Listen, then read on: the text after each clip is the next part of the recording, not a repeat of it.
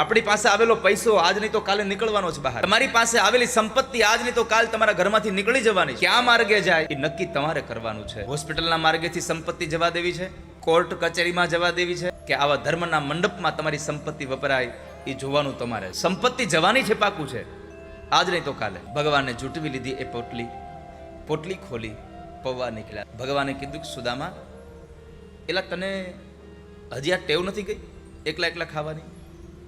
યાદ છે તને આપણે બે સાથે ભણતા હતા અને મારા ભાગના દાળિયા તું ખાઈ ગયો તો? હા કૃષ્ણ, મને યાદ છે.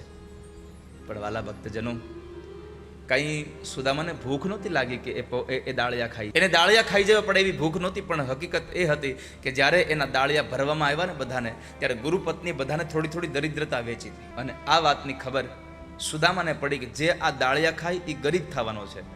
આ વાતની ખબર જ્યારે સુદામાને પડીને તો સુદામાએ નક્કી કર્યું કે આ દાળિયા ખાઈને હું ગરીબ થાવ તો ભલે થાવ, મારો મિત્ર કૃષ્ણ ગરીબ ન થવો જોઈએ. દાળિયા હોય તો કૃષ્ણ ખાશે ને. એટલે ભગવાનના ભાગના દાળિયા પણ સુદામા ખાઈ ગયા છે. ભગવાને કપાળમાં વાંચ્યું શ્રી ક્ષય. પરમાત્માએ નક્કી કર્યું કે આને હું ભૂંસી ન શકું, પણ આને હું ઉલટાવી શકું. ભગવાને શ્રી ક્ષયને ઉલટાવી દીધું એટલે અક્ષય શ્રી થઈ ગયું. જ્યાં કુબેરનો ભંડાર પણ ઓછો હોય એટલી સંપત્તિ હોય, એક મુઠ્ઠી પૌવા ખાધા ને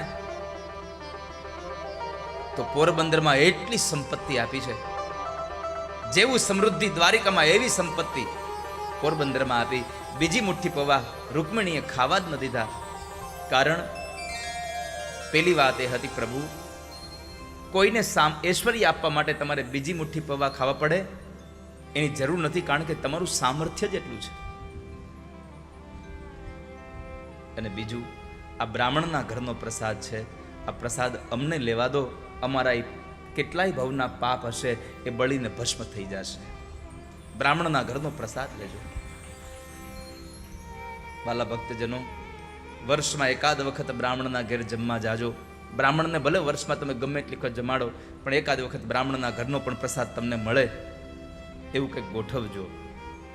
અને ક્યાંય બીજે તમને જવા મળે કે ન મળે બ્રાહ્મણના ઘરનો પ્રસાદ, જો તમને બ્રાહ્મણના ઘરનો પ્રસાદ ખાવાની ઈચ્છા થાય તો અમરેલી અને લાઠીની વચ્ચે તથાસ્તુ વિદ્યાપીઠમાં આ બ્રાહ્મણના ઘરે આવીને તમે ભોજન કરી જાજો.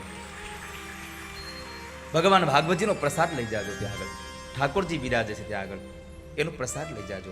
નિત્ય ભગવાનને ઠાકોરજીનો થાળ થાય છે, નિત્ય ભગવાનનો યજ્ઞ થાય છે ત્યાં આગળ.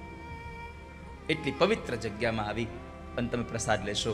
આપ સૌને પણ કહેતો જાઉં છું કે 1 માર્ચે ઠાકોરજીના એ પાટોત્સવમાં અને 21 દીકરીઓના એ સમૂહ લગ્નમાં આશીર્વાદ દેવા તમે બધા લોકો એક દિવસ ત્યાં પધારજો. એવું મારું તમને બધાને ખૂબ અંતરનું આમંત્રણ છે.